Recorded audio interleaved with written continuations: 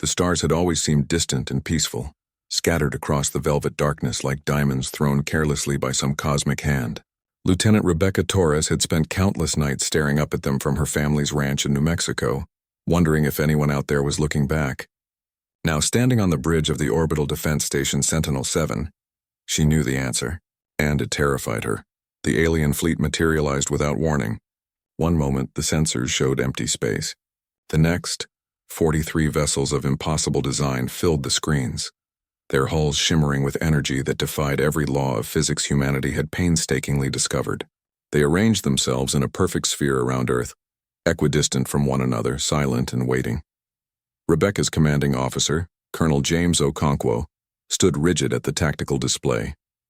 His dark eyes reflected the red warning lights that now bathed the bridge. "Status report," he commanded, his voice steady despite the chaos erupting across every communication channel. "No weapons lock, sir," reported Ensign David Park from the weapons station. "But those ships are generating power signatures that make our nuclear arsenals look like firecrackers." "Communications?" Okonkwo asked. Lieutenant Yuki Tanaka shook her head, her fingers dancing across her console. "Nothing on standard frequencies. Wait, something's coming through now. It's on every channel simultaneously. Every device on Earth is receiving it." The voice that filled the bridge was neither male nor female, neither warm nor cold. It simply was carrying an authority that seemed to bypass the ears and speak directly to the brain. "Humans of Earth, we are the sovereignty. For 3,000 cycles, we have maintained order in this galaxy. Your species has developed sufficient technology to be noticed. You will now submit to sovereignty law. Resistance will result in correction. You have one planetary rotation to signal compliance." The transmission ended. Silence filled the bridge, broken only by the soft beeping of systems and the distant sound of Rebecca's own heartbeat thundering in her ears. Down on Earth, she knew, 6 billion people had just heard the same message. Panic would be spreading like wildfire. "Sir," David spoke up, his voice cracking slightly, "I'm detecting similar fleets appearing in orbit around Mars, the Moon, and our outer colonies. They've surrounded everything." Colonel Okonkwo moved to the main viewport, staring out at the alien ships. Rebecca joined him, studying the vessels more closely. They were beautiful in a terrible way. Organic curves meeting geometric precision. Surfaces that seemed to shift and flow like liquid metal. Each ship was easily 10 times the size of humanity's largest space station. "They're not here to negotiate," Rebecca said quietly. "They're here to conquer." Okonkwo nodded slowly. "Get me a line to Earth Command, and someone find out what correction means in their vocabulary." Within hours, the answer came. The sovereignty had broadcast its terms across every network, translated into every human language. Earth would dismantle its military. All space-capable vessels would be surrendered. Human expansion beyond the solar system would cease immediately. A sovereignty overseer would be appointed to govern humanity's development. Any scientific research deemed dangerous would be prohibited. The list went on, each item more restrictive than the last. In emergency sessions across the globe, world leaders debated. Some argued for immediate surrender. The technological gap was insurmountable. The sovereignty could wipe out humanity with ease. Others refused to bow, calling for defiance even in the face of extinction. Social media exploded with fear, rage, and desperate hope. Rebecca watched it all unfold from Sentinel-7, feeling helpless. Her younger brother was down there, finishing his engineering degree in Austin. Her parents still lived on the ranch. Would she ever see them again? Would any of them survive what was coming? "Lieutenant Torres," Okonkwo's voice pulled her from her thoughts. "I need you to run tactical simulations. Every scenario you can think of. I don't care how unlikely. I want to know if there's any way we can fight back."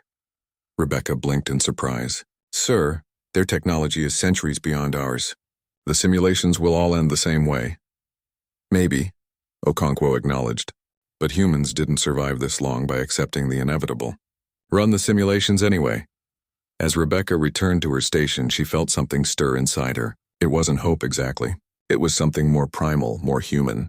It was the same stubbornness that had driven her ancestors to cross oceans in wooden ships, to stand against empires with nothing but conviction, to reach for the stars despite being bound to a single world. The sovereignty had made a mistake. They had given humanity time. One planetary rotation, 24 hours. It might not be much, but humans had always been best when cornered. When the odds were impossible, when surrender was the only logical choice. Rebecca's fingers flew across her console, building simulation after simulation. Each one ended in humanity's defeat, but with each iteration, the margin grew smaller. The losses less catastrophic. Patterns emerged in the sovereignty fleet positions. Weaknesses, perhaps. Or maybe just desperate hope disguised as tactical analysis. Across Earth, in bunkers and command centers, in laboratories and military bases, the brightest minds of humanity gathered. They had 24 hours to find a miracle. They had one day to prove that humans were more than another species to be conquered and controlled. The countdown had begun and the universe was watching. The war room deep beneath Geneva buzzed with frantic energy. Holographic displays showed the sovereignty fleet from every angle, mathematical models predicting outcomes, and real-time feeds from resistance cells organizing across every continent. Rebecca had been summoned from Sentinel-7 along with every senior military officer and top scientist humanity could muster. The clock showed 8 hours remaining. General Patricia Hawthorne stood at the head of the massive table, her silver hair pulled back in a severe bun. "We've analyzed their formation," she began, pointing to the spherical arrangement of ships. "It's perfect. Mathematically, strategically perfect. Any attack on one ship would be met with immediate response from at least 6 others. Their fields overlap, creating a defensive network that's essentially impenetrable. So we surrender," said Ambassador Philippe Rousseau, his face pale. "We negotiate for the best terms possible." "There are no negotiations," replied Dr. Hassan Farouk, the Egyptian physicist who had won 3 Nobel Prizes before his 40th birthday. They dictated terms. Either we accept or we face correction. Based on the sovereignty's history with other species, correction means selective elimination of our population until compliance is achieved. Rebecca felt sick. "How many?" 40 to 60%, Hassan said quietly. "They typically target military installations first, then major population centers. They continue until resistance ceases." The room erupted in arguments. Some demanded surrender to save lives. Others insisted that life under sovereignty rule would be no life at all. Rebecca found herself thinking of her brother, her parents, wondering which percentage they would fall into if humanity chose defiance. Colonel Okonkwo leaned forward. "There must be something, some vulnerability we can exploit." "There is," came a new voice. A young woman entered the room, flanked by security. She was thin, almost frail-looking, with sharp green eyes and fingers stained with ink and chemical burns. "My name is Dr. Nora Blackwood. I've been running unsanctioned experiments for the past 5 years. Experiments the scientific community called impossible." General Hawthorne frowned. "I don't recall authorizing your presence here." "You didn't," Nora replied, setting a small device on the table. It looked like a cube of crystalline material shot through with veins of light. "But I have something you need." A way to fight back. The room fell silent. Nora activated a hologram from the cube, showing complex equations that made even Hassan lean forward with interest. The sovereignty's technology is based on unified field manipulation. They bend space-time itself to move, to generate power, to create their shields. It's elegant. It's efficient. And it has one fatal flaw. "Which is?" Okonkwo asked. "It requires absolute precision," Nora explained. "Their ships maintain constant quantum entanglement with each other. It's what makes their formation so perfect. But quantum entanglement is fragile. Introduce enough chaos into the system and the entire network collapses." Rebecca studied the equations, her tactical training helping her see the implications. "You're talking about a quantum disruptor. Something that could sever their communication and coordination." "Not just communication," Nora corrected. "Everything. Their weapons, shields, even their ability to maintain position. For approximately 90 seconds they would be vulnerable." 90 seconds isn't enough," General Hawthorne objected. "Even with their shields down, we don't have weapons that could destroy 43 capital ships in 90 seconds. "No," Nora agreed. "But we don't need to destroy them. We just need to make them leave." She manipulated the hologram, showing Earth's magnetic field. The planet itself is a weapon. If we detonate 3 quantum disruptors at precise points around the equator, while simultaneously overloading every fusion reactor we have, we can create a massive electromagnetic pulse. The sovereignty ships would be knocked out of orbit, their systems fried. They would have to retreat or crash. Hassan was shaking his head. The calculations required would be incredible. If you're off by even a fraction of a percent, we could destroy our own magnetic field. Make Earth uninhabitable. I know, Nora said softly. That's why the scientific community rejected my research. Too dangerous. Too risky. She looked around the room. But right now it's the only chance we have. The arguments began again, louder this time. Rebecca watched the clock tick down. 7 hours, 6.5. They were running out of time. She thought about the simulations she had run, how each one had ended in defeat because humanity tried to fight the sovereignty on their terms. But this was different. This was human ingenuity, the willingness to take terrible risks, to gamble everything on a desperate plan. I'll do it, Rebecca heard herself say. The room quieted. I'll pilot the deployment mission. Place the disruptors at the exact coordinates. Okonkwo turned to her. Lieutenant, if the calculations are wrong, you'll be at ground zero of a planetary catastrophe. I know, sir, Rebecca replied. But someone has to go, and I'm the best pilot we have for precision navigation. Others began volunteering. David Park from weapons. Yuki Tanaka from communications. Within minutes, a crew had assembled. Engineers worked frantically to build Nora's disruptors from her specifications. Military forces prepared for the moment when the sovereignty's shields would drop, ready to fire every weapon humanity possessed. The final vote came down to 13 people in that room. 7 voted to attempt Nora's plan. 6 voted to surrender. By the narrowest of margins, humanity chose defiance. General Hawthorne gave the order, and across the world people began to prepare. Some prayed. Some rioted. Some simply held their loved ones close. Rebecca suited up in the Sentinel-7 hangar bay, checking her equipment one final time. Through the viewport, she could see the sovereignty ship, silent and menacing. In 3 hours, she would either save humanity or destroy it. The weight of that knowledge should have crushed her. Instead, she felt strangely calm. Whatever happened, Earth would not go quietly into submission. The small transport ship cut through the darkness, its stealth systems barely masking its presence from the sovereignty sensors. Rebecca sat in the pilot seat, her hand steady on the controls despite the fear coursing through her veins. Behind her, 3 quantum disruptors hummed with barely contained energy, their crystalline surfaces pulsing with light. Approaching first deployment point, she reported, her voice transmitted on heavily encrypted channels to command centers across Earth. 2 minutes to position. Below her, the planet turned in serene beauty, clouds swirling over oceans, lights from cities twinkling in the darkness. Somewhere down there, her brother was watching the sky. Her parents had barricaded themselves in the ranch house, refusing to evacuate. They said if this was the end, they would face it at home. Rebecca had never been more proud or more terrified. Lieutenant Torres, came Dr. Nora Blackwood's voice through the comm. Remember, the placement must be perfect. The disruptor needs to be positioned within a 2-meter margin of error. Understood, Rebecca replied, adjusting her trajectory. The math was insane. The precision required beyond anything she had trained for.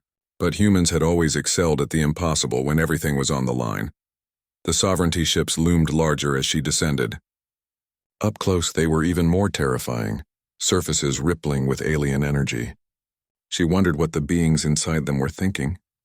Did they see humanity as insects to be crushed, or did they simply not think about their victims at all? Perhaps to them this was just another day, another primitive species brought to heel. First position achieved, Rebecca announced, releasing the disruptor. It fell away from her ship, guided by its internal navigation toward the precise coordinates Nora had calculated. Package 1 deployed. She punched the engines, racing toward the second position. Time was critical now.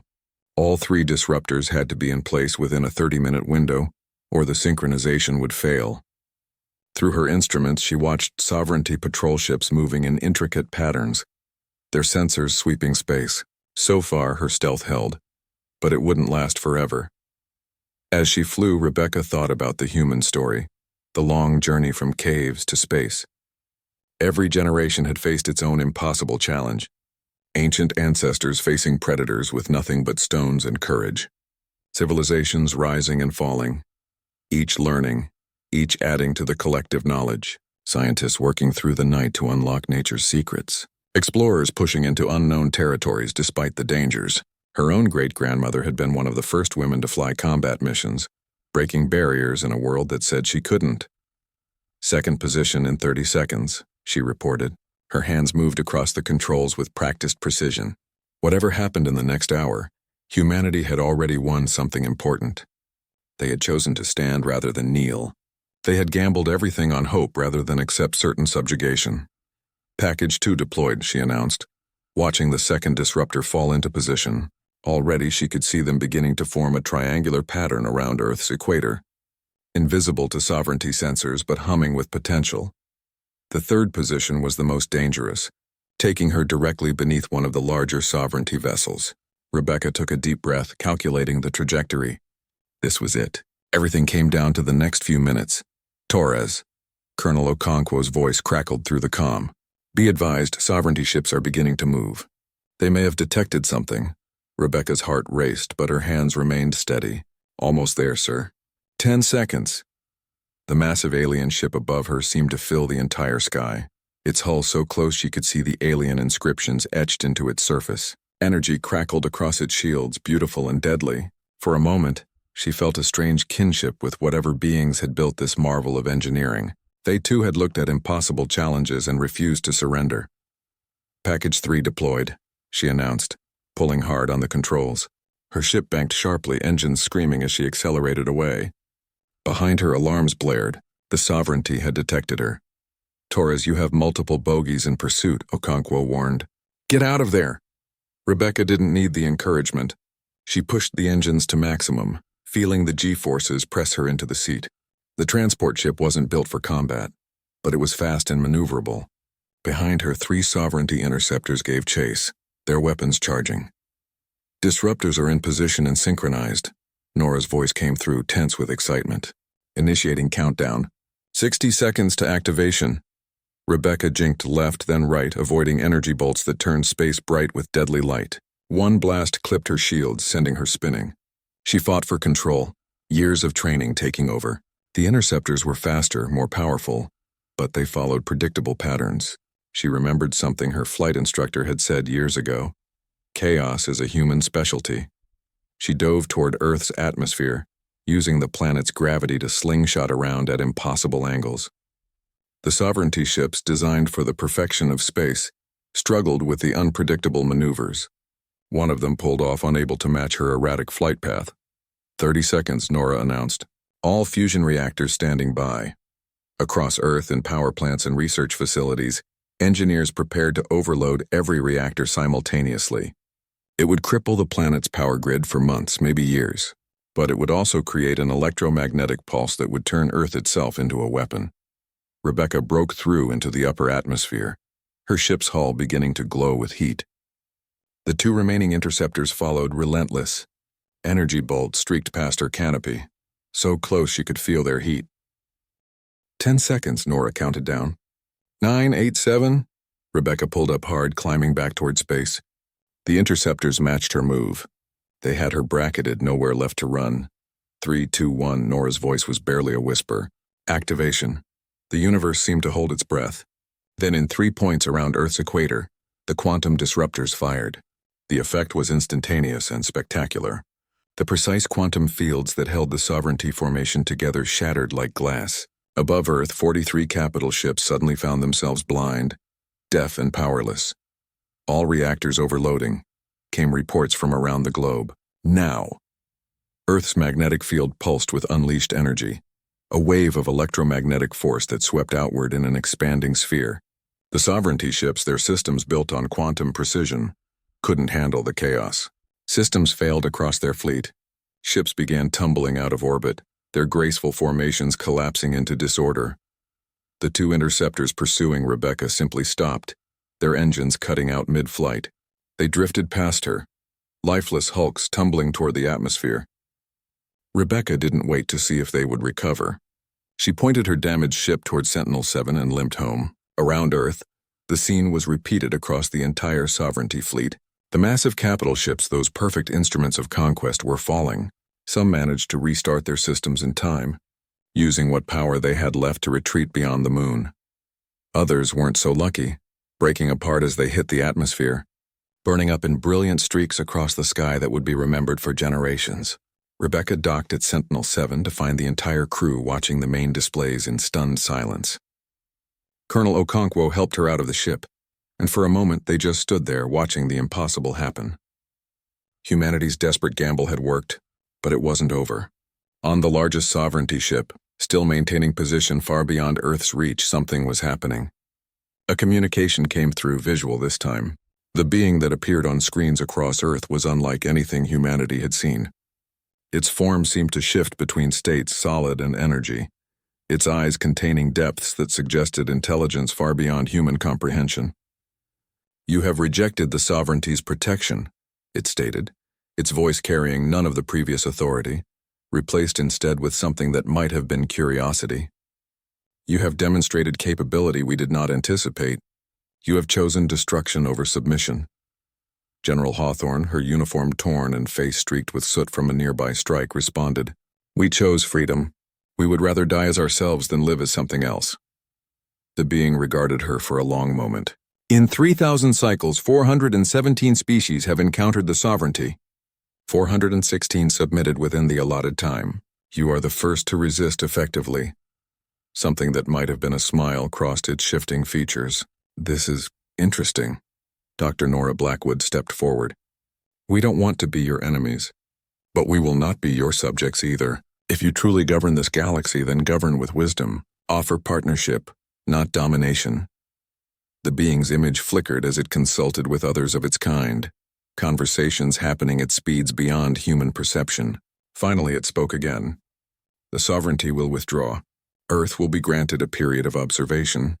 If your species can maintain its independence without descending into chaos, if you can reach the stars on your own terms, then perhaps we will speak again as equals. Prove that your defiance comes from strength rather than ignorance." "And if we fail?" Okonkwo asked. "Then we will return," the being replied simply. "And there will be no second chance." The transmission ended. Within hours, the remaining sovereignty ships departed, vanishing into faster-than-light travel as mysteriously as they had arrived. They left behind wreckage in orbit, damaged systems across Earth, and a humanity forever changed. Rebecca stood at the viewport of Sentinel-7 3 days later, watching repair crews work on the station's damaged sections. Down on Earth, people were rebuilding, processing what had happened. The power grids would take years to fully restore. The economic disruption was massive, but they had survived. More than that, they had proven something to themselves and to the galaxy. Her brother called on the video link, his face splitting into a huge grin when he saw her. "You did it, sis. You actually did it." Rebecca smiled back, exhaustion and relief flooding through her. "We did it. All of us." That night, as she tried to sleep in her quarters, Rebecca found herself thinking about the sovereignty's final words. They would be watching. Humanity now had to prove they were worthy of their freedom, that they could reach the stars without destroying themselves. It was a heavy responsibility, but somehow fitting. She thought about Dr. Nora Blackwood, the scientist whose dangerous research had saved them. About Colonel Okonkwo's refusal to accept defeat. About General Hawthorne's courage in making an impossible decision. About her brother, her parents, and billions of others who had faced potential extinction with grace and defiance. About every engineer, scientist, soldier, and ordinary person who had played their part in humanity's stand. The stars beyond her viewport seemed different now, still beautiful, still mysterious, but no longer quite so distant. Humanity had announced itself to the galaxy not with submission, but with stubborn courage. They had shown that sometimes the newest voice in the conversation could speak the loudest. As Rebecca finally drifted off to sleep, she smiled. The sovereignty had called them primitive, naive, destined to accept guidance. They had been wrong. Humans had always been at their best when told something was impossible, when the odds were stacked against them, when surrender was the only logical choice, because humans had never been very good at logic when it conflicted with hope. The universe had learned something about humanity that day. Not that they were powerful or advanced or wise, but that they were stubborn, creative, and absolutely unwilling to go quietly. And sometimes, in the vast darkness between stars, that was enough to change everything. The message had been sent not in words or transmissions, but in defiance itself. Earth stood alone, unbowed, ready to face whatever came next on its own terms.